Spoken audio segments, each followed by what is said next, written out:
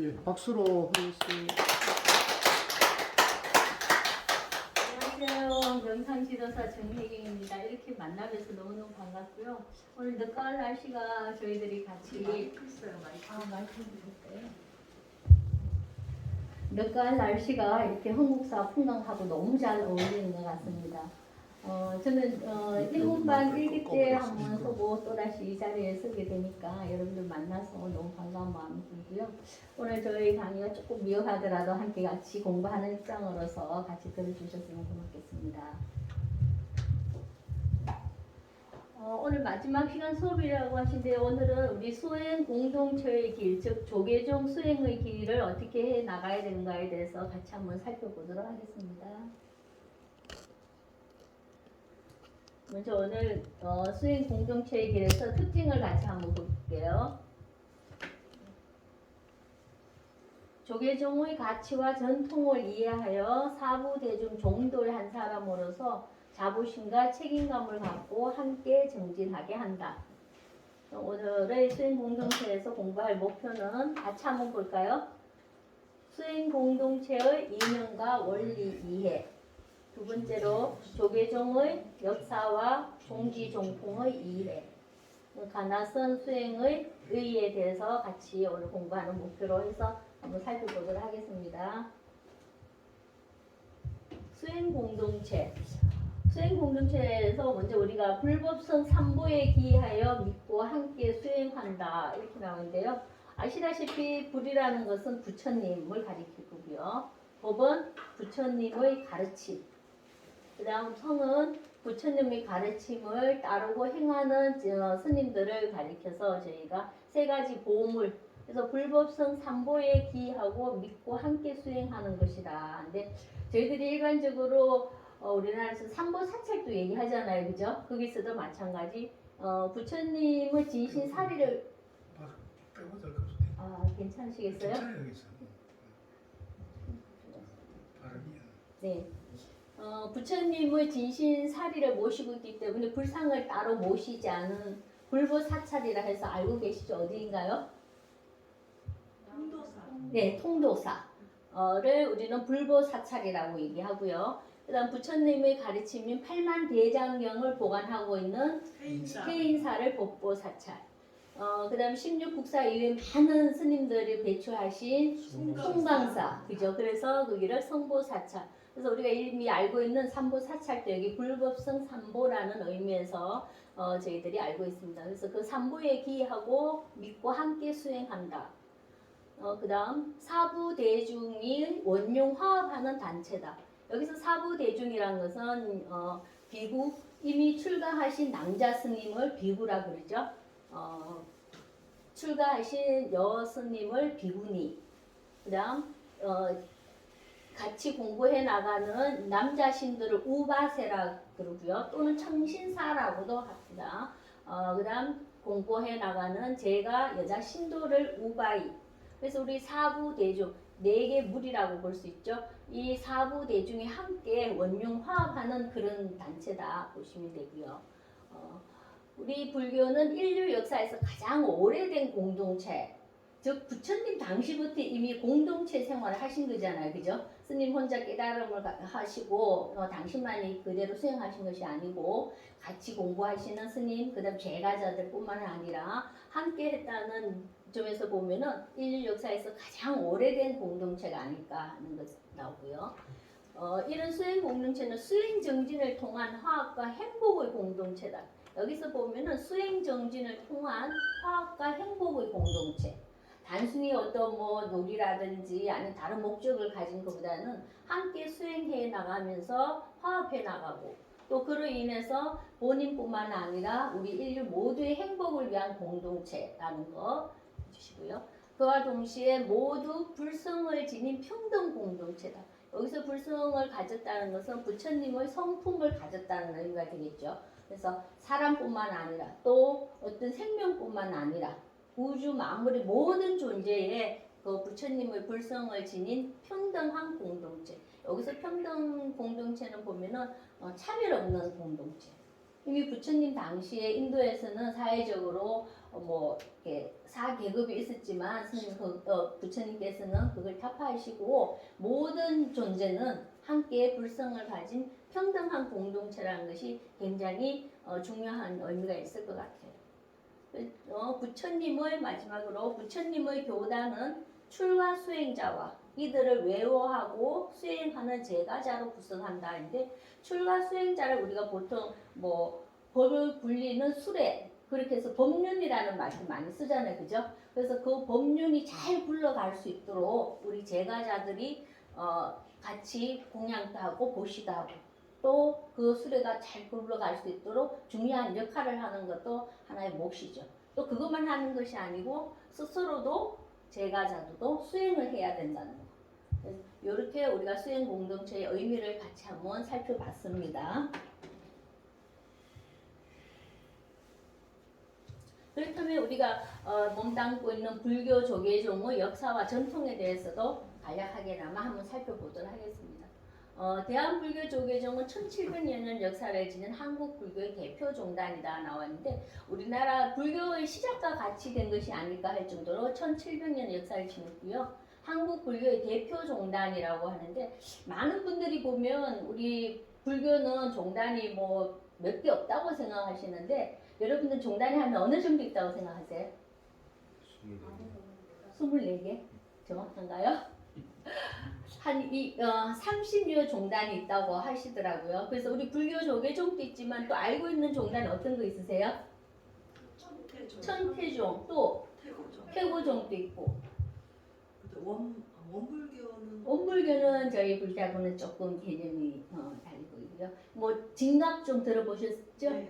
열반종이라든지 뭐 많은 종단이 있더라고요. 그래서 생각보다는 모르겠어요. 개인적으로 생각했을 때는 저희들이 알고 있는 카톨릭에도 보면 여러 다르잖아요, 종파가. 그런 것처럼 불교에서도 다양한 종단이 있더라고요. 그래서 그런 종단이 있지만 한국 불교를 대표하는 종단이 저희 대한불교 조계종이라는 것이죠.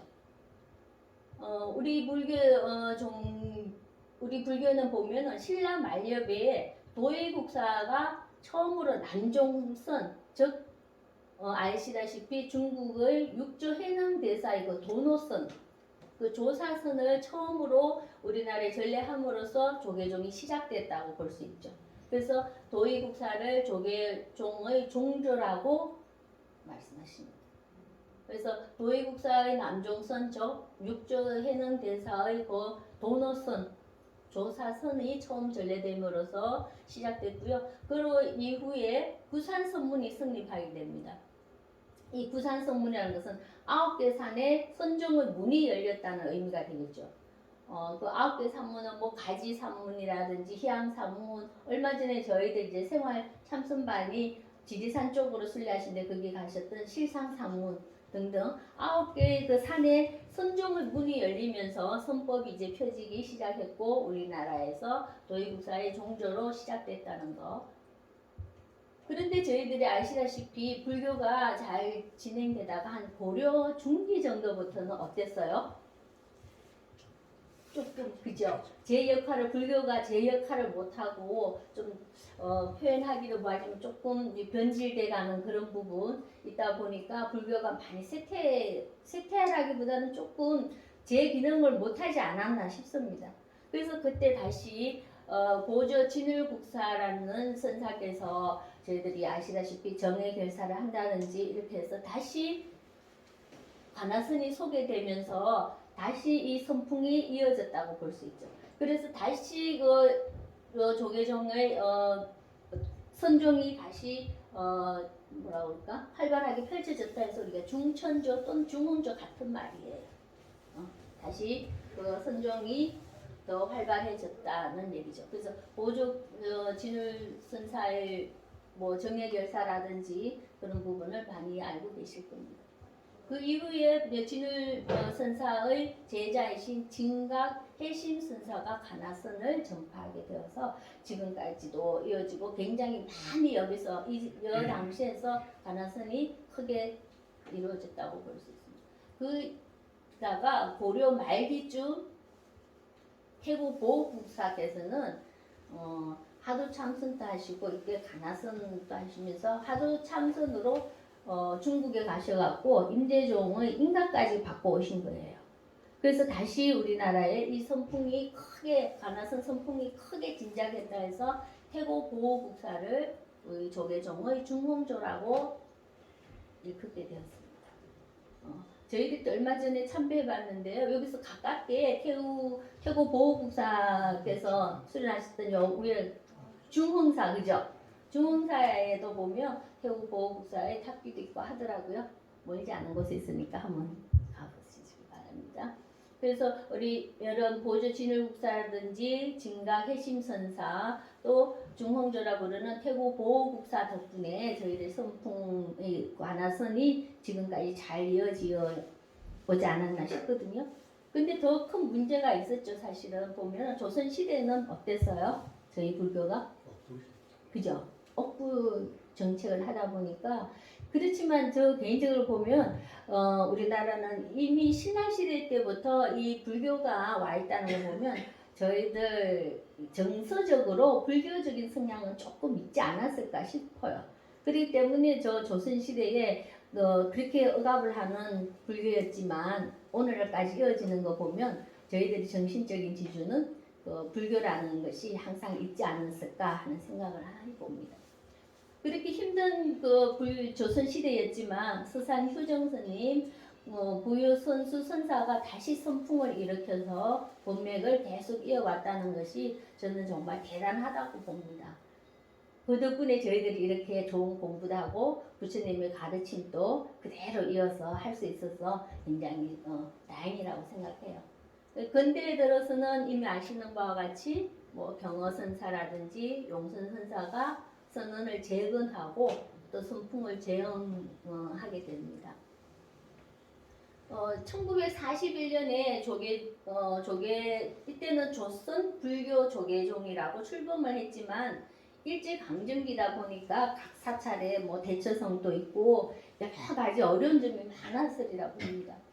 근데 그 와중에도 다행스럽게도 우리가 지금 공부하고 있는 이 성철 스님 같은 분들의 바른 불교를 위해서 봉암사 결사를 1차, 2차 함으로써 저희들의 이 선풍이 끊어지지 않고 이렇게 쭉 이어져 왔던 그런 큰 선사들의 힘이 굉장히 저희들한테 큰 힘이 되어준 것 같습니다.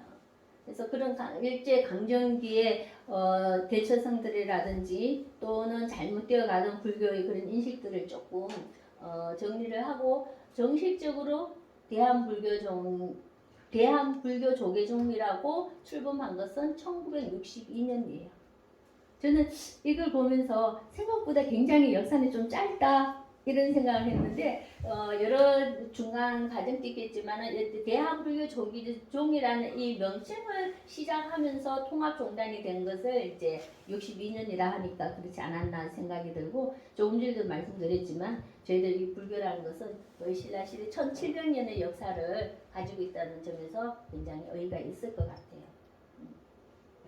근데 솔직히 여기서 저희들 보면 지금 여러분들도 이제 참선을 시작하신 지 한 석 달? 물론 이제 그 전에 먼저 하신 분들도 계시지만 그죠? 근데 대부분 불교를 처음 하셨던 분도 계셨을 거고 아니면 일반 절에서 기도라든지 다른 수행법 하시다가 오신 분들도 계실 텐데 보면 저희들이 생각하는 불교가 지금 현실에서는 조금 다른 부분이 있더라고요.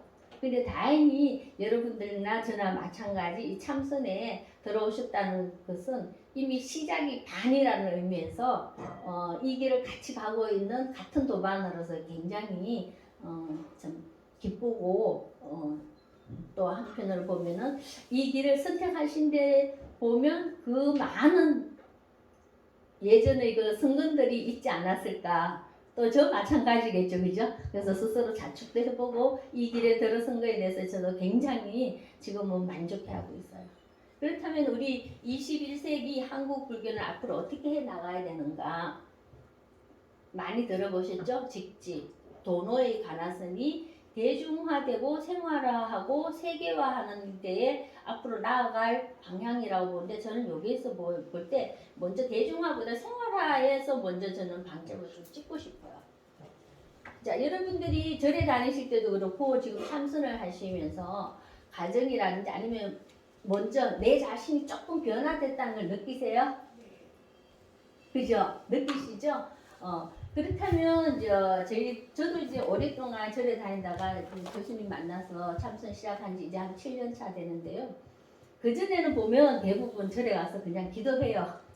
기도 열심히 하고 또 발언도 하고 이렇게 지냈는데 그때보다도 지금 7년 정도밖에 안 됐지만 제일 먼저 제 자신이 굉장히 좀 편안해졌다 할 수 있고 또 제가 함으로써 여러분도 마찬가지일 거예요. 집에 갔을 때 제일 관계가 힘든 부분이 누구세요? 그죠? 서로 가족이죠. 네. 가족인데 사실 가족을 이렇게 같이 이런 참선을 한다는 것은 참 어려울 거예요. 그렇지만 그걸 말로 해서는 안 될 것 같아요. 일단은 어떻게 돼야 돼요? 참선을 하는 내 자신이 변화하는 모습이 가족들한테 좀 보여야 되지 않을까요? 어떠세요, 보살님? 네, 가족들이 조금 우리 엄마 좀 변했다고 얘기하세요. 예. 성공하셨네요. 박수 한번 쳐주세요. 네, 맞습니다. 일단 가족들이 일단 저 입장에서 보면은 남편이 저 사람 절에 가고 또 참선하더니 뭔가 좀 달라져가네? 그죠? 그다음 가족들도 마찬가지예요. 엄마가 좀 뭔가 예전에는 나한테 막 집착하고 뭐 하라 그러더니 어느 날부터 조금 달라져가네? 그렇게 했을 때 그것이 저는 우리 한국 불교가 나아가야 되는 생활화라고 생각해요. 그럼 내 스스로 변해가고 내 가족이 그걸 느끼고 그러면은 그 내 이웃이 또 그걸 느끼겠죠. 그죠? 그러면 그것이 생활화되고 내 가족에서 내 이웃이 되면 벌써 대중화가 되고 이런 사람이 한 명, 두 명 더 늘어나면은 전체 사회가 바뀌고 우리 국가가 바뀌고 그러다 보면 이것이 자연스럽게 세계화로 가는 길이 아닐까 싶습니다. 그래서 저도 참 많이 힘들긴 하더라고요. 하지만 매번 이미 배우셨던 그 중도 정견에 대한 확실한 믿음을 가지시면은 지금은 당장은 아니지만 시간이 해결해 주더라고요. 지금은 막 이것도 어려운 것 같고 저것도 어려운 것 같지만 어느 정도 학습이 좀 지나고 나면은 자연스럽게 내가 뭘 습득해야 되고 뭐는 내가 습득하지 않아도 되겠다는 것이 스스로한테 묻고 답이 생기니까 지금 조금 조바심이 나시는 분들 조바심 내지 마시고 끝까지 이기 가시기를 여기서 저희들이 생활화, 대중화, 세계화에서 한번 짚어보고 넘어가겠습니다. 자, 그러면 우리 대한불교 조계종의 종지종풍도 이해해 보도록 하겠습니다. 조계종의 종지, 요 종지라는 것은 어느 한 교단에서 가장 중요하게 생각하는 교지, 가치 이런 의미로 보시면 되고요. 요거는 조계종의 종법 종훈에 이미 딱 명시되어 있는 사항이에요. 같이 한번 읽어볼게요. 조계종의 종지. 석가세존의 근본 교리를 봉체하고 자각바타 각행원만 직지인심 변성성불 전법도세. 뭔가 되게 간단한 것 같은데도 뭔가 알듯하면서도 조금 그렇고 약간 느낌이 그렇죠. 여기서 하나하나 저희들이 한 줄씩 한번 짚어볼게요. 석가세존의 근본 교리를 봉체하고는 것은 받들고 우리가 체득한다는 의미죠. 그러면 제일 중요한 석가세존의 근본 교리가 무엇인지 알아야 뭐 받들거나 체득하거나 할 거잖아요. 그죠? 그동안 배웠던 공부 다시 회전합니다. 머리 잘 생각해서 근본 교리 뭐라고 답해 보시겠어요? 중도? 또 이거 답 못하시면 교수님 잘못이죠? 본인이 붙여라. 내가 붙여다. 중도, 내가 붙여다. 또 그동안 배웠던 단어들 한번 다 해보세요. 이게 저도 같이 아직 공부해 나가는 입장이고 여러분도 마찬가지인데 편안하게 그냥 제도 해보니까 아무리 아는 단어라도 내 입으로 밖으로 뱉어보지 않으면 내 거가 되지 않아요. 그죠? 그러니까 자꾸 배웠던 걸 되뇌기도 하고 제가 입으로도 해보고 자꾸 함으로써 본인께 되는 것 같아요. 그래서 여기서 지금 말씀하신 중도 맞습니다. 그죠? 그리고 많이 들어봤던 뭐가 있어요? 연기법. 그죠? 아까 말씀하신 내가 붙여, 저 본래 붙여. 딱 우리 석가세존께서 말씀하신 근본 교리. 중도 또 우주 만물은 모두 연기법으로 이루어져 있다. 또 나라는 실체가 없다는 무아하고 다 마찬가지. 그래서 석가세존의 그 근본 교리를 받들고 체득하고 자각각타. 이건 뭘까요? 여기 한자어가 나와 있죠? 나도 깨닫고 너무 잘하셨어요. 나도 깨닫고 타인도 깨닫게 하는 자각각타. 내 스스로도 깨치지만 타인도 깨닫게 하는 자각각타에다가 각행원만. 각행원만은 여기 나와 있죠, 그죠? 깨달은 행위 원만하고, 깨달은 행위 원만하고, 그 다음 직지인심. 사람의 마음을 바로 직관해보고, 견성성불. 뭐예요? 내 본래 성품을 바라보아서 성불하고 전법 도세, 전법 불법을 전하고 도생 뭐 중생을 제도한다고 하지만 중생을 이롭게 하고 그죠? 그럼 전체적으로 보면 우리 조계종의 존재하는 것은 석가세존의 근본 교리인 중도 연기법을 받들고 체득해서 스스로도 깨닫고 타인도 깨닫게 하며 깨달은 그 행위 원만해서 사람의 마음을 바로 직관해 봐서 내 본래 성품이 부처라는 그 성품을 알고 성불해서 법을 전하고 부처님의 가르침을 전하고 중생들도 이롭게 하고자 하는 것이 우리 조계종의 존재입니다. 그렇죠? 어려운 듯 하면서도 쉽고 그래서 저는 이 부분을 전체적으로 간단하게 제가 정리해 봤을 때는 우리가 배우는 그 중도 정견을 확실하게 세워서 내 스스로도 깨닫고 이웃도 같이 깨닫게 해서 함께 부처님의 가르침을 행하자 하는 데서 저는 그런 의미로 간단하게 정리를 해봤습니다. 나름대로 한 번 더 정리해 보시고 앞으로 내가 어떤 부자가 되어야 되겠다는 것을 우리 조계종 종지를 통해서 한 번 더 새겨보시면 좋을 것 같습니다. 그 다음은 조계종의 소위경전. 소위경전이라는 것은 어떤 한 교단에서 중시하는 하나의 경전, 근본을 하는 경전이라고 볼 수 있죠. 우리 조계종은 많이 알다시피 금강경과 전등보부. 전등보부라는 것은 마음과 마음으로 이렇게 전달했던 선사들의 어록 같은 거. 예를 들어서 뭐가 있어요? 많이 우리가 육조 당경, 그죠? 육조 해능 스님의 그 육조 당경이라든지 뭐 임재록 같은 이런 것들 다 전등보부, 마음과 마음으로 전달했던 선사들의 어록 같은 것도 저희 소위 경전입니다. 그다음 조계종의 수행 체계는 여기도 또 나오죠. 부처님의 교법을 이해하고 교법 근본 교리 비슷한 의미로 보시면 될 것 같아요. 부처님의 교법을 먼저 이해한다는 것은 저희들이 교수님도 항상 얘기하셨을 거예요. 우리 손이라는 것은 어떤 문자라든지 이런 공부가 하면 안 된다고 하지만 어떤 안내서가 없으면 저희들이 어느 길로 가야 될지 굉장히 방황하잖아요. 그죠? 그래서 그게 하나의 안내서라 생각하시고 그 안내서가 완전히 습득되었을 때는 안내서가 없어도 저희들이 가고자 하는 목표길을 갈 수 있잖아요. 그래서 그 안내서가 완전히 내꺼화돼서 습득될 때까지는 저희들이 충분한 안내서가 되는 이런 문자 공부, 책 공부도 반드시 필요한 것 같아요.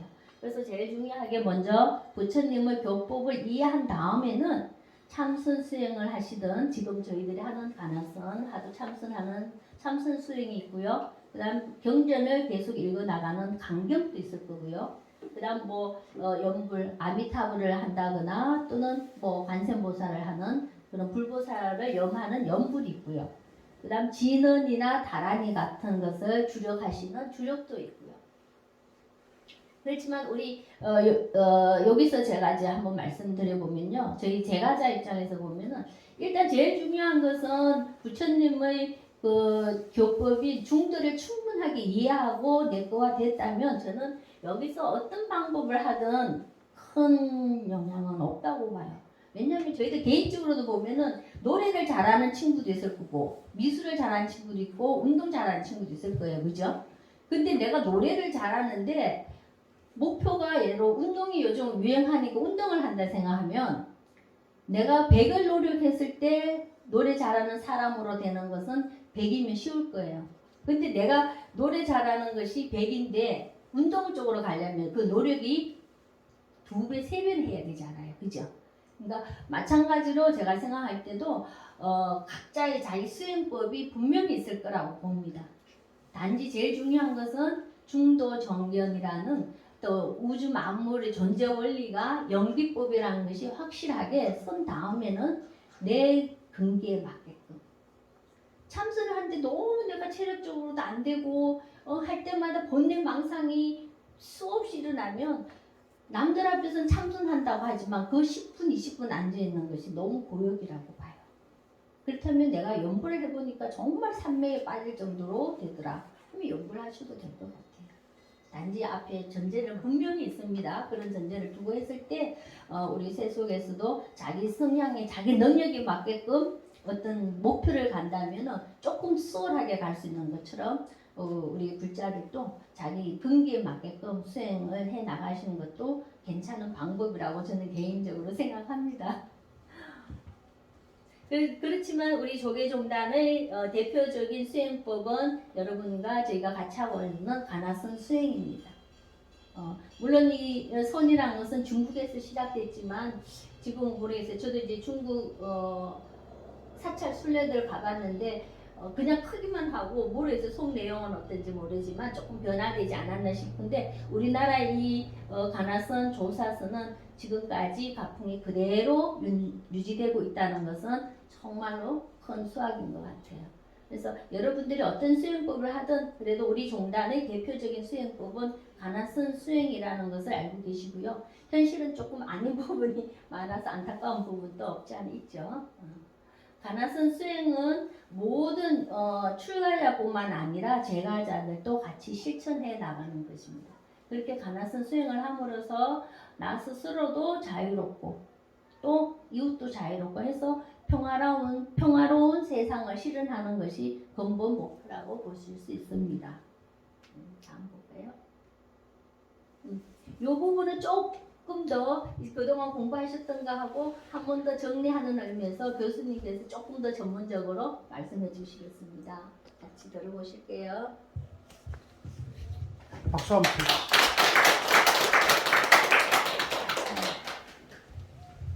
우리 정혜경 회장님이 강의를 참 잘하시네요. 네. 저보다 더 잘하네요. 잘하시네요. 네. 자, 이제 우리가 지금까지 처음부터 끝까지 계속 중도를 해왔는데 이제 시험을 한번 보겠습니다. 중도를 어떻게 하고 계시는지. 이제 앞에 조계종의 종지가 대한불교 조계종이 지향하는 핵심적인 가치가 석가세존의 근본 교리를 봉체하고 이렇게 돼 있잖아요. 그죠? 석가세존. 석가세존은 이제 석가모니 부처님을 높여서 하는 말이에요. 세존 할 때는 세상에 존귀한 사람. 석가모니 세존의 석가세존의 이제 근본 가르침, 근본 교리. 근본 교리는 이제 아까 말씀하신 대로 중도죠, 중도. 부처님께서 깨치고 첫 설법에서 그걸 이제 초전법륜경이라고 합니다. 초전법륜경에서 나는 이제 괴로움과 즐거움의 양변을 떠나 중도를 깨달았다 이렇게 말씀하시죠. 그런데 이제 안타깝게도 이제 중도를 못 알아들으니까 이제 중도는 곧 팔정도다. 8가지 바른 길이다. 이렇게 얘기하죠. 그래서 중도 이꼬르 팔정도가 되죠. 그 다음에 팔정도를 말해도 못 알아들으니까 이번에 이제 사성제로 설명을 해요. 괴로움의 원인은 집착 때문이다. 이 집착을 없애버리면, 멸해버리면 중도가 된다. 이제 이런 얘기죠. 그래서 고진멸도. 그래서 중도, 팔정도, 사성제가 근본교리라고 우리가 경전에서도 확인이 될 수 있고, 그래서 요 견해는 남방불교나 북방 대승불교나 선종이나 일치하는 견해거든요. 그래서 그 근본 교리를 이렇게 정리할 수가 있는 거예요. 자, 그래서 근본 교리는 이제 중도라고 그랬고요. 중도는 곧 팔정도인데, 팔정도에서 8가지 바른 길 중에 가장 처음 나오는 게 정견이죠. 정견. 그래서 이 정견이 되면은 나머지 7가지가 다 자동으로 따라오는 거예요. 그래서 8가지를 애써서 저는 처음에 이제 불교 공부를 할 때는 이걸 다 달달달 외우느라고 지금도 지금 한 7개까지 나오는데 8개까지는 자동으로 잘 안 나오는데 아주 고생했던 것 같은데, 이제 우리는 그렇게 고생하지 마시고 정견을 정확하게 이해하면 돼요. 그러면 여러분들께 한번 여쭤볼게요. 중도가 뭐죠? 대립하는 양극단에 집착하지 않고 가운데 집착하지 않고. 네, 박수 한번 쳐주십시오. 네. 이제 저렇듯 내가 이걸 남인데 불교를 모르는 사람인데 이거를 설명해 줄 수 있을 정도가 됐을 때 여러분들이 확실히 이해하는 거예요. 그렇지 않고 머릿속에서나 입속에서 뭐 이렇게 옹알이지거나 이러면 확연히 알고 있지 못하는 거거든요. 일단은 외워서라도 이걸 확실히 이해를 해야 됩니다. 이해. 이게 이제 성철 스님은 이걸 중도 공식이라고 했어요. 한번 따라해 보실래요? 중도 공식. 우리가 이제 수학이든 뭐 이렇게 세상을 살아가다 보면 공식을 알면은 원리를 아는 거잖아요.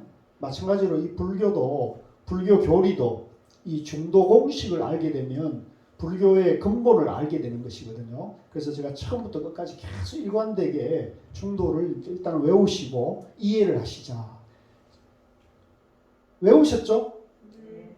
예, 외우셨으니까 그 외운 걸 가지고 이제는 생활 속에 이렇게 적용을 해보는 겁니다. 생활 속에. 그래서 이제 집에서 가서 자식이다, 남편이다, 그죠? 부인이다, 또 시어머니다, 시아버지다, 친정어머니다, 친정엄마다, 이렇게 그 상대되는 대립되는 갈등을 빚으면은 그 갈등의 이 중도 공식을 적용해 보면은 대립하는 양극단에 집착하지 않고 이제 나다 너다를 집착하지 않아야 된다는 거죠. 나다 너다를 떠나면 이제 거기서 또 가운데 그러면 어중간하게 이렇게 절충해서 그런 뜻이 아니라 나다 너다 선이다 악이다 있다 없다를 떠나면 나다 너다를 다 비추는 지혜가 나온다는 거죠.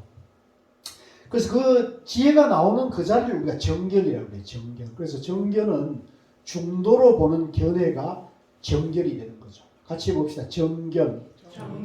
그래서 이 부처님이 깨달은 중도와 중도로 보는 정견이 서면은 지혜가 나와요. 그래서 요게 이제 교리입니다. 요까지는 교리예요. 중도와 정견이라는 불교의 근본 교리를 말했다면 이제 관아서는 뭐냐면 요 중도와 정견을 내가 이해한 그 마음 상태가 있잖아요. 내가 그걸 이해한 그 마음 상태를 화두라는 방법으로 이번에는 이걸 체험을 하는 거예요. 체험을. 이제 이게 생각만 이렇게 내가 중도를 이해했다 하더라도 실제 생활에 들어가면은 이제 집안이든 직장이든 사회 문제에 내가 이 중도를 이해한 그걸로 이렇게 들여다봐도 예를 들면 아주 내가 그게 애착을 갖고 있거나 또 아주 내가 깊은 정오심을 가지고 있으면 그 애착과 정오심이 안 끊어지잖아요. 그걸 우리가 이제 불교에서는 업이라고 그러죠. 업. 그 업이 이제 깊이 쌓여 있는 걸 업장이라고 그래요. 업장. 그래서 우리가 이제 태어나가지고 넓고 이렇게 공부하고 이러면서 그 업장이 내가 있다고 하는 그 근본적인 것이 이제 가장 큰 문제인데 이 업장을 이제 이 깊은 업, 업의 장애를 이제 화두라는 방법으로 그것을 이제 완전히 녹여간다. 정화해 간다 이렇게 보시면 돼요. 그래서 요 중도와 정견을 화두로 체험하는 것을 이제 우리가 화두산매라고 합니다. 같이 해봅시다. 화두산매. 그래서 이 화두산매라는 것은 정말 참 어려운 거예요. 어려운데 이제 제가 해본 경험으로는 이 중도 정견이 확고하면은요, 여러분들이 중도 정견이 확실히 이해돼 가지고 그것이 이제 더 이상 내가 이 중도가 정말로 부처님의 깨달음이고 이 중도를 내가 이해하니까 이 세상에 가장 고귀한 가르침이구나. 이걸 이제 확실하게 믿음이 서는 사람. 그래서 나라는 존재도 중도로 존재하는구나.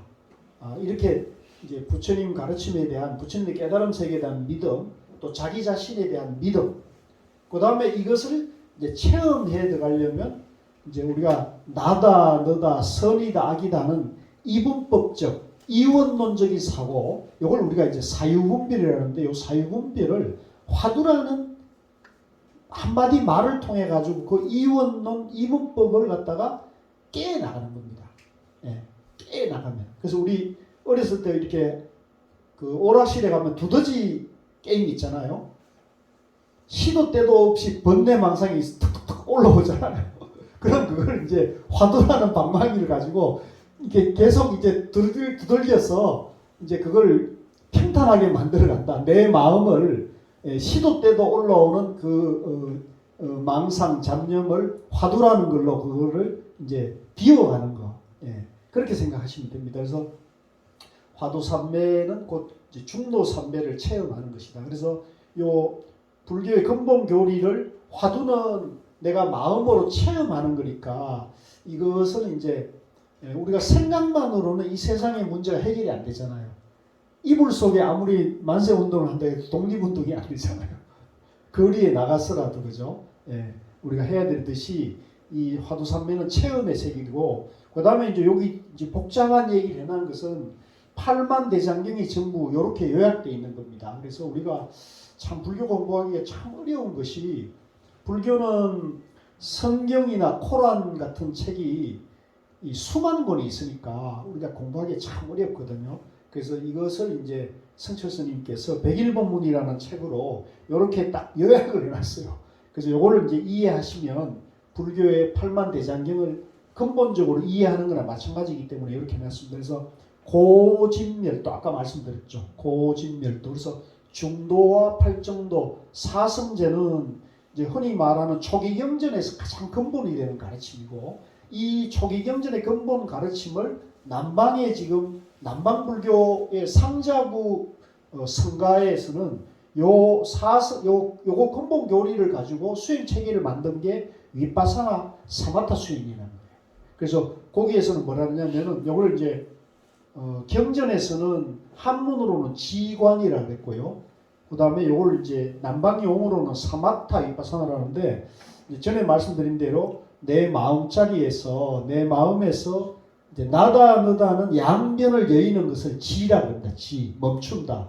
우리 그 해민 스님의 멈추면 비로소 보이는 것들 하는 그 원리입니다. 멈추는 거, 요 양변을 멈추는 것을 이제 사마타라고 그래요. 같이 봅시다. 사마타.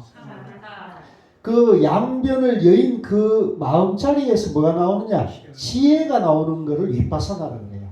그래서 요 사마타 위파사나가 한자로는 지관이에요. 요 지관이 하나가 된 걸 중도라고 해요. 중도. 네, 중도. 그래서 남방은 이 중도를 사마타 위파사나라고 이루어져 있는데, 두 요소로 이루어져 있는데, 이걸 남방불교에서는 이걸 체계화해 가지고 하는데, 남방에서는 이걸 나눴어요. 이걸 띄어 가지고 위파사나를 먼저 닦고 나중에 사마타를 닦는다든가, 사마타를 먼저 닦아서 위파사나를 완성한다. 이런 식으로 단계단계별로 접근을 하는데, 굉장히 복잡하고 정밀한 수행 체계를 만들어 놨어요. 굉장히 복잡합니다. 나는 몇 번 들어봤는데 도저히 이해가 안 되더라고요. 그래서 제가 오늘도 그 책을 가져왔는데, 그 청정도론이라는 책을 한번 보여주실래요? 저게 이제 남방 윗바사나 공부하는 분들이 이제 교과서로 삼고 있는 논서예요. 이게 이제 서기 한 600년대에 이제 남방의 어떤 조사 아란이 이제 이게 세 권짜리로 되어 있습니다. 청정도론이라는 체계를 만들어놨는데 지금 남방의 윗바사나 사마타는 전부 이걸 교과서로 쓰고 있어요. 우리로 말하면 육조단경에 해당합니다. 우리는 육조단경. 근데 이제 여기서는 이걸 굉장히 복잡하게 한다면은 우리 이제 선종의 그 바이블이라는 육조단경은 아주 간단하죠. 그걸 뭐라 그러냐면 이 중도를 정해라 그러거든요. 정해. 이제 내가 번뇌망상을 양변을 비우면 내 마음에서 양변을 비우면 정이 되고 그 정이 된 마음에서 뭐가 나오냐 해가 나온다 그래서 정해라 하는데 우리 육조단경에서는 이 정해를 둘로 나누지 않고 정해를 하나라고 해요. 그래서 정해 불이 정해 덩지라는 표현을 쓰고 있거든요. 그래서 이게 이제 차이가 여기서 딱 갈라지는 거예요. 나머지 근본 교리는 똑같은데 요것은 이제 단계별로 접근하느냐 한꺼번에 바로 접근하는 차이거든요. 그래서 이제 우리는 이 북방은 이제 사계절이 뚜렷하니까 우리가 이제 봄에 씨를 뿌리고 여름에 가꾸고 가을에 추수하지 한 계절이라도 방일을 하거나 일하지 않으면 겨울에 굶어 죽기 딱 맞잖아요. 그러니까 우리는 하여간 빨리빨리 뭐든지 빨리 하는 습성인데 남방은 물질이 풍부하니까 물산이 풍부하니까 너가다잖아요. 그러다 보니까 이분들은 이제 아주 그 느릿느릿하는 그런 방법을 했고 우리는 빠른 공부를 했기 때문에 이제 이렇게 됐다. 그래서 우리가 이제 삼고 있는 소위 경제는 금강경에서는 이 중도를 응당 머무는 바 없이 그 마음이 난다. 이제 이게 이제 중도를 말하는 거고요. 반야신경에는 색적시공 공적시세. 그 다음에 이제 천태종이 이제 소위 경전으로 삼고 있는 법화경에서는 이걸 이제 쌍차 쌍조라고 했어요. 똑같습니다. 화엄종에서는 이제 적광 또는 이사라 그러고요. 선종에서는 이걸 이제 정해라 그래요. 정해. 그 다음에 임재종에서는 이걸 이제 살활 그러고요. 그 다음에 가나선에서는 이걸 이제 성성적자. 그러니까 똑같은 거죠. 사바타 이빠사나 똑같은 건데 이거를 나누지 않고 우리는 화두라는 한 말을 가지고 바로 깨달음을 가게끔 만들어놨기 때문에 이 공부가 이제 저는 굉장히 간단하고 단순 명료해요. 그래서 이게 이제 굉장히 효과가 빠른데 이제 문제는 이게 효과가 빠르고 굉장히 강한 그 에너지 힘이 나오고 또 빨리 이제 공부를 마친다 해서 이제 직지도노라고 하거든요. 같이 보세요. 직지 도노. 그러니까 직지라는 거는 우리 본래 마음이 부처님 마음처럼 중도로 되어 있고 중도 삼매가 우리가 갖춰져 있는데 내가 이걸 내 마음을 모르고 내가 있다는 착각에 빠져서 내가 있는데 이렇게 보니까 나는 아는 게 없다는 분별 망상에 가려져 가지고 우리가 지금 중생이라는 착각을 하고 살고 있다는 거예요. 그래서 그 중생이라는 착각에서 깨어나면 내 본래 존재 원리를 보기 때문에 이제 그걸 사람의 마음을 바로 가리켜 견성, 자기 성품을 모아 부처가 되게 한다는 거죠. 그래서 직지, 인신, 견성, 성불. 쉽죠? 너무나 간단한 방법이죠. 그래서 이런 방법을 이제 수행의 어떤 방법론으로 이제 활용하고 있기 때문에 이 공부가 굉장히 빠른데 다만 여기서 중요한 거는 이제 이 중도와 이제 중도에 대해서 확실한 이해를 하고 그걸 바로 그런 눈으로 보면 정견이 있어야 돼요. 정견. 여러분들은 중도 정견이 어느 정도 섰죠? 한 분만 대답하셨어요. 그래서 이제 그 오늘도 어제인가요도 이제 그 우리 서울의 이제 유명한 대학의 교수, 경제학과 교수를 지낸 분인데 이제 이분이 정년을 마치고 이제 외국에서 유학을 갔다 와가지고 정년을 마치고 이제 늦음하게 이제 정년을 마쳤으니까 내가 새로운 공부를 해보자 해서 처음에는 이제 교회가 가까이 있어서 교회 열심히 다니면서 성경 공부를 열심히 했는데 잘 이해도 안 되고 자기는 믿음이 안 가더라는 거예요. 그래서 몇 년 공부를 하다가 이제 오강남 그 교수라고 유명한 그 종교학 교수가 있는데 그분이 이제 그 이웃 종교로 보는 불교라는 책을 보다가 불교에 이제 관심이 가가지고 이분이 이제 불교의 유튜브라든가 책을 이렇게 보다가 이제 고우 스님 법문을 이렇게 듣고는 굉장히 쉽고 마음에 와닿는다 해가지고 이제 저하고 인연이 됐어요. 그래서 이제 제가 하는 이번 그 가을 학기에 이제 처음으로 이제 입문반, 신발반, 전문반을 들어가는데 요 얼마 전에 이제 소식이 잠잠해가지고 잘 지내시냐고 제가 이제 안부를 여쭸더니 네, 잘 지내고 있다고 그러면서 성경 불교 기독교 공부도 어렵지만 불교 공부도 참 어렵다고 그런 얘기를 하시더라고요. 그래서 제 경험은 그렇습니다. 제 경험은 저는 이제 고우 스님을 만난 지 10년 정도 지났을 때 이 중도 정견에 대해서 조금 이제 정립이 되더라고요. 중도 정견에 대해서 이제 더 이상 내가 의심이나 혼란이 없어지고 이제 의심과 혼란이 없어지니까 믿음이 생겼죠. 아 그래 이거구나. 이렇게 되니까 굉장히 마음이 편해지대요. 일단 제가 내 마음속에 갈등이 없어지니까 그죠? 더 이상 생각했을 때 아무 문제될 게 없어져 버린 거죠. 그래서 그게 이제 제 경우는 선지식을 만났을 때 10년이 걸렸거든요. 그것도 이제 내용적으로 보면 성철스님 101번문 상권을 10번 읽었을 때 이게 이제 정립이 되더라고요. 그래서 여러분들이 너무 이렇게 한 석 달 공부해가지고 참선 입문 석 달 공부해가지고 마음이 편안해지길 바란다면 그거는 여러분들이 교수를 잘 만난 거고 편해지지 않았으면 교수를 아직 잘못 만났거나 여러분들이 아직 공부가 더 애를 써야 되는 거죠. 안 그러겠습니까? 네, 그래서 너무 조급한 마음을 가지지 마시고 계속 정진을 해 나가는 걸로 그렇게 하시고요. 그래서 이 원리는 이런 건데 지금 이제 굉장히 복잡한 한문으로 해놓으니까 어렵잖아요. 그죠? 상소한 얘기지만 사실 알고 보면 이게 전부 중도고 우리 마음의 존재 원리를 우리 마음의 중도 공식 나의 존재 원리를 설명하고 있거든요. 그래서 여러분들이 조금 힘들더라도 좀 매주 이렇게 공부를 해 나가면서 제 생각에는 뭐 한 3년 정도 마음을 딱 먹고 여러분들 공부하신다면 이거 그렇게 저는 어렵지 않게 정립이 될 거라고 그러고요. 오늘 마침 이제 저하고 공부한 지 길게는 한 6년 이상 공부 같이 하신 분들, 짧게는 몇 년 공부하신 분들이 오셔가지고 같이 하게 돼서 너무 반갑고 제가 봤을 때는 이 몇 년 동안 이 중도 공부를 하는 분들은 굉장히 훌륭한 분이에요. 여러분들은 굉장히 복이 많으신 분들이고 아까도 이제 그 앞에 나왔지만은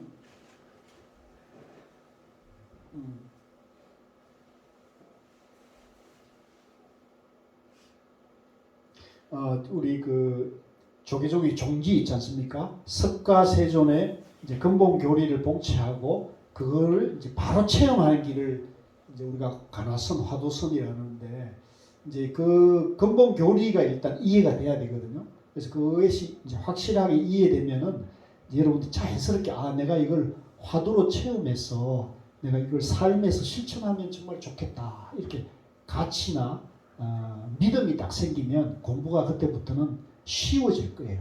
네, 그렇게 생각하시고요. 자 마무리하도록 하겠습니다. 네.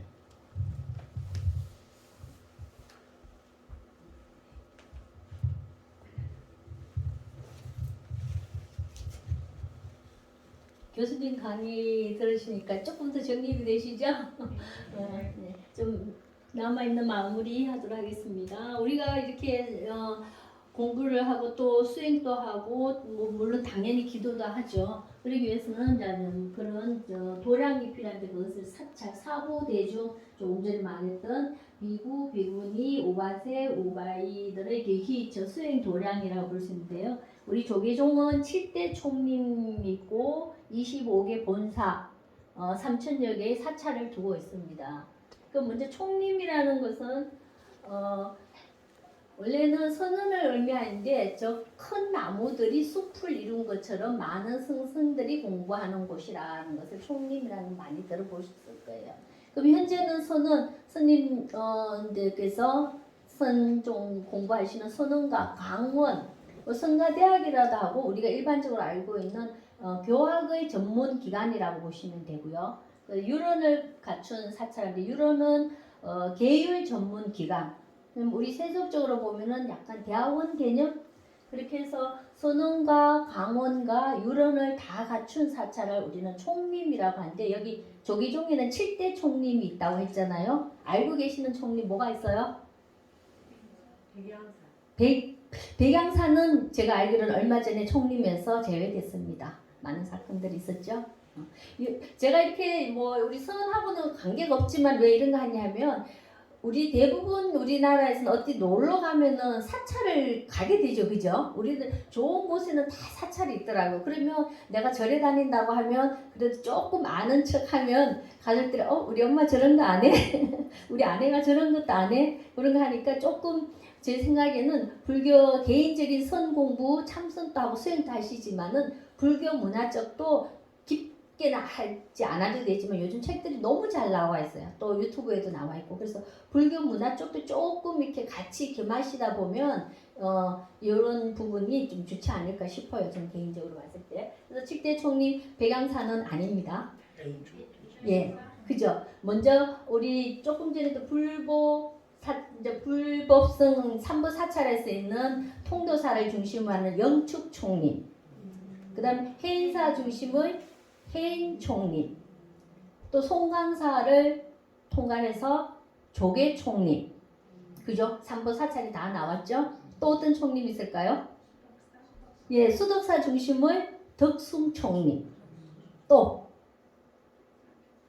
예, 쌍계 총리 맞습니다. 이제 몇 개 남았어요? 2개. 또 뭐가 있죠? 대구 동화사 중심의 팔공 총리. 또 뭐가 빠졌어요? 다 한 것 같은데 영축 총림, 해인 총림, 조계 총림, 덕숭 총림, 쌍계 총림, 팔공 총림. 뭐가 빠졌죠? 뭐가 빠졌을까? 제가 잠깐 컨닝 해볼게요. 다 한 것 같은데 하나가 잠깐 안 나오네요. 강원도. 예? 강원도가 없어. 강원도 없어요. 총림이 없어요. 부산 범어사의 금정총리. 그죠? 그래서 이런 거는 저희들 이제 불자로서 그냥 간단하게 알고 있으면 좋을 것 같고요. 그렇다면 이 총림에서 가장 큰 어른 스님을 뭐라고 부를까요? 방장 스님 많이 들어보셨죠? 그래서 얼마 전에 동안거 시작하면은 불교신문 같은데 이 방장 스님께서 결제 때 또는 해제할 때 큰 법문도 내려주시고 하시잖아요. 그래서 총림에서 가장 큰 어른 스님을 저희는 방장 스님이라고요. 그러면 조계종단에서 가장 최고의 근이고 또 정신적인 지주가 되시는 스님을 뭐라고 부르죠? 네? 종정, 그죠? 작년에 바뀐 걸로 알고 있어요. 중봉 성파 스님께서 통도사 소누남에 계시는 스님 성파 스님이 이제 종정을 되시는데 정신적인 어떻게 보면 저희 종단에서 가장 큰 어른이시면서 정신적인 그런 역할을 해주시는 것 같아요. 그러면 우리가 가장 많이 듣잖아요. 총무원장이라는 소리를 많이 듣죠. 그 총무원장은 어떤 분이에요? 뭐 하시는 분이죠? 그죠? 너무 잘하셨어요. 저희 종단 전체의 행정을 책임지고 있으신 분을 우리 총무원장이라고 해요. 그래서 어떤 분들은 총무원장이 제일 높은가 하는데 그거는 어떻게 보면 행정을 책임지고 있는 분을 저희들 총무원장이라고 보시면 될 것 같아요. 네. 간단하게 한번 짚어봤고요. 그 다음 두 번째로 선언이 있는데 여기는 수행자들이 참선하는 곳이에요. 현재 조계종에는 100여 선언이 운영되고 있으며 매 안거 때마다 안거는 동안거, 하안거 다 아시죠? 그죠? 그 안거 때마다 2,000여 명 이상의 수행자들이 정진하고 계시는데 시민선방도 개설되고 있다는데 요즘 이 시민선방이 굉장히 많이 개설되어 있더라고요. 특히 지역을 말씀드리니까 뭐 하긴 하지만 부산 같은 경우에는 이 안거 칠 때 시민들이 같이 안거를 다 수행하시는 분들이 굉장히 많으시더라고요. 그래서 대단하다 싶은 생각이 들었어요.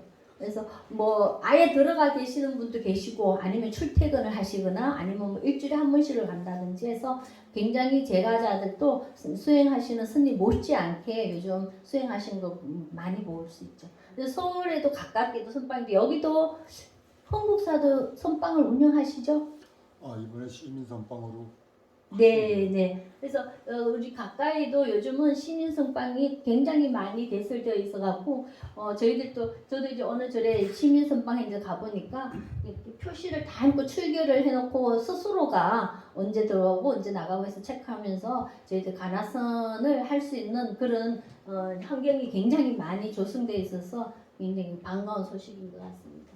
그다음 청규 선종의 총림에서 제정된 것으로 선생들이 지켜야 할 규칙, 즉 수행자는 청규를 존중해야 하는데 뭐 저희들도 그렇겠지만 특히 스님들께서도 이제 단체 개인이 아닌 이상 여러분이 모이게 되면 당연히 일정한 규칙이 있어야 되잖아요, 그죠? 그 스님들이 지켜야 할 규칙을 청규라고 하는데 존중해야 한다는 것은 뭐 두말할 필요도 없겠죠. 가나선에서는 우리 여기 3대 요소라고도 할 수 있는데요. 선지식, 스승이 필요하고 도반과 도량이 공부의 3요소로서 굉장히 중시합니다. 이 중에서도 저는 개인적으로 도반이 굉장히 중요하더라고요. 한 예로 들어서 이렇게 같이 공부하는 도반이 있으면 시간만 나면 우리 뭐 참선해볼래? 어디 가볼? 뭐 이렇게 좋은 긍정적인 방향으로 가지만 조금 또 다른 도반이 있으면은 저리 뭐하러 가? 오늘 같이 놀러 가자 이러잖아, 그죠? 그래서 이 도반이라는 것이 굉장히 큰 역할을 공부해 나가는데 중요한 역할이라는 걸 생각해요. 그래서 여러분들도 이게 같은 입문반 하신 도반님들끼리 계속 이어나가시면은 공부 힘이 훨씬 더 수월하게 갈 수 있으리라 생각합니다. 그래서 도반들끼리는 같이 공부한 것을 토론하기도 하고 서로 격려해 나가는 그 탁마에 힘써야 할 것입니다. 수행자들은 스승을 가까이 하고 도반들과 더불어 공부하는 것이 가장 바람직하지만 혼자 공부하더라도 반드시 조사의록에 근거해야 된다는데 저희들이 사실 선지식은 모르겠어요. 이게 뭐 큰 스님들이 저희들이 직접 뵙기는 사실 굉장히 어렵잖아요.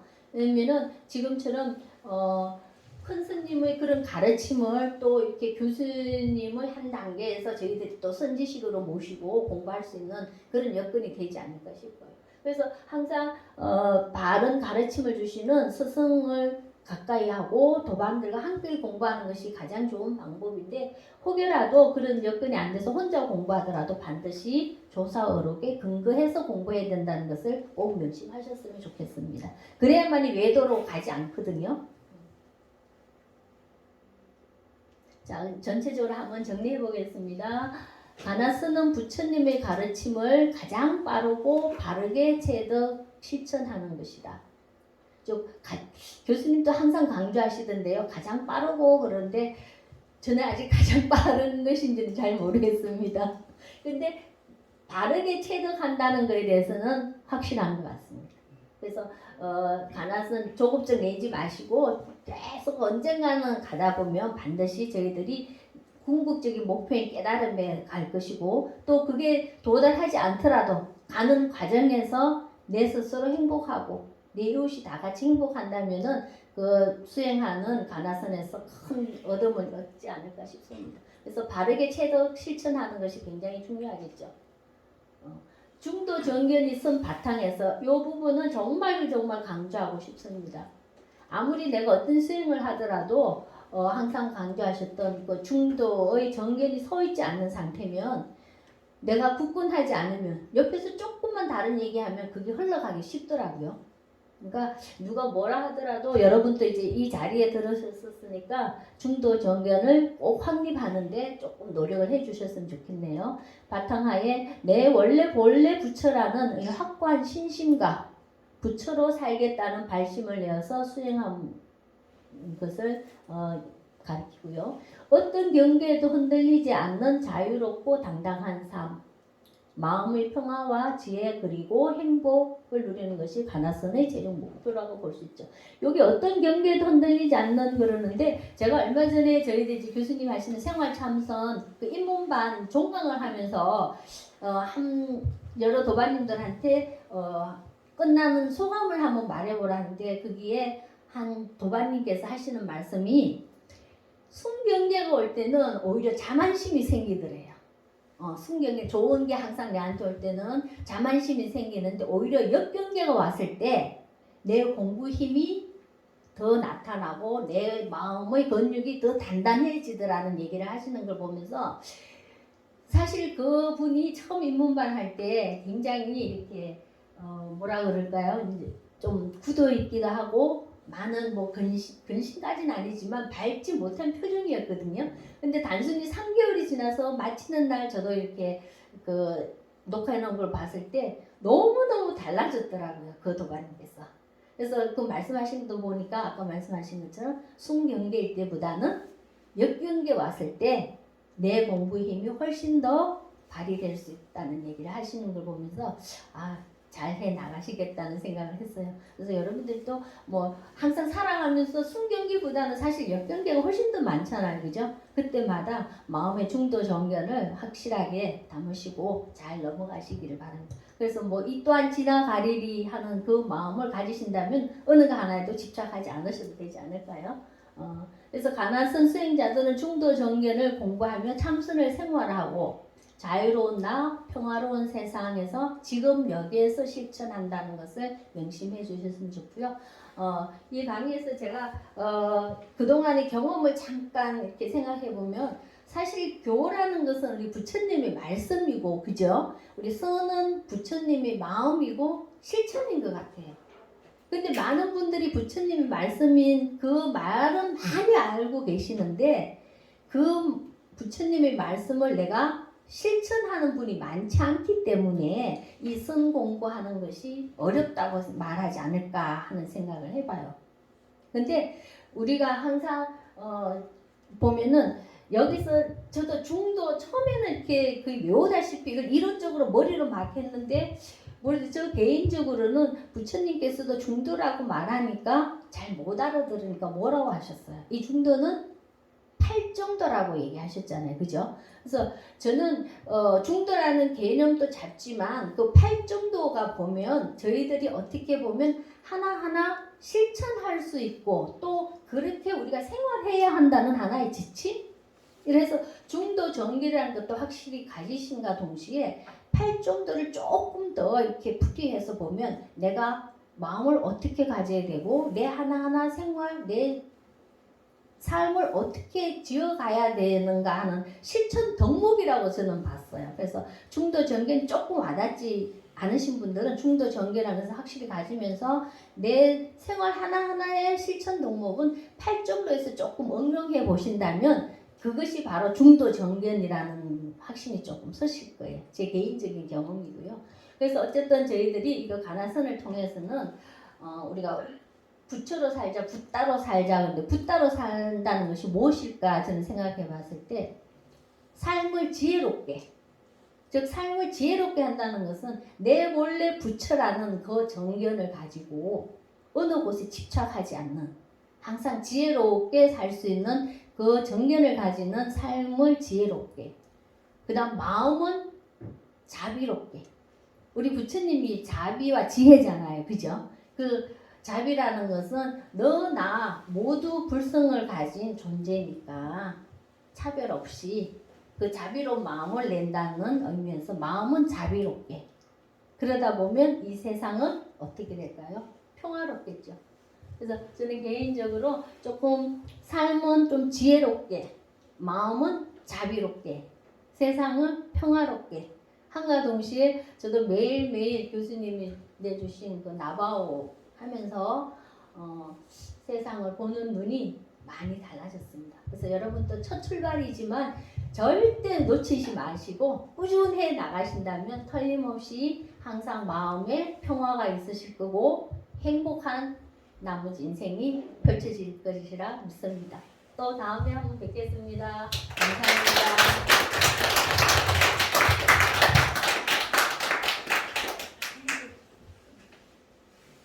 예, 아주 명강을 해주신데 박수 한번 더.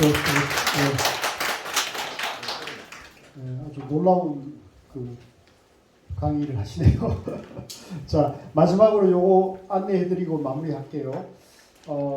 우리 참선 영상 입문 과정을 이제 다음 주에 수료식을 합니다. 그래서 우리 여기 지도법사 스님 모셔가지고 본문을 듣고 이제 종강하고 이제 수료증 드리고 둘러 앉아서 우리가 차담하면서 이제 마무리하는 시간을 다음 주에 이 시간에 하도록 하고요.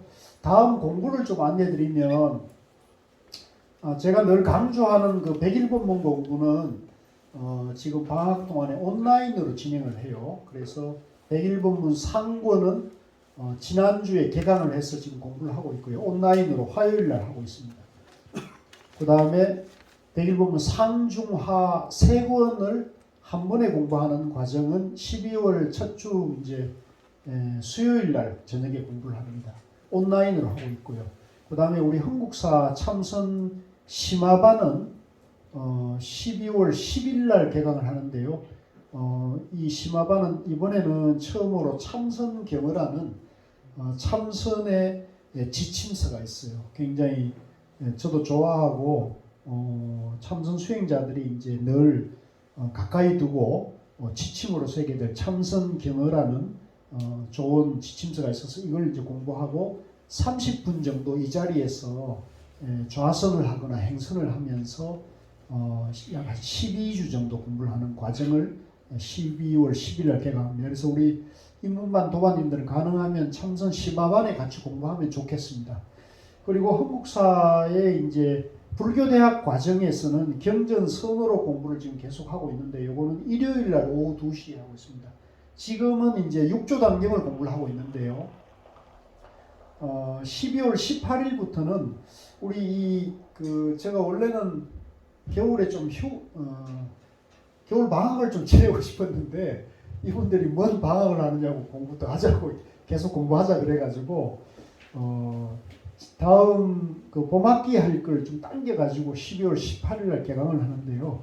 이제 아시는 바와 같이 신신명, 이제 정도가 도노입도 용론 이건 이제 우리 선어록의 아주 백미들이죠. 그래서 6조 단경 다음에 신신명, 정도가 도노입도 용론 요 세 권을 이제 같이 공부하는 과정이 한 12주 정도, 12주 조금 더 될 수도 있겠네요.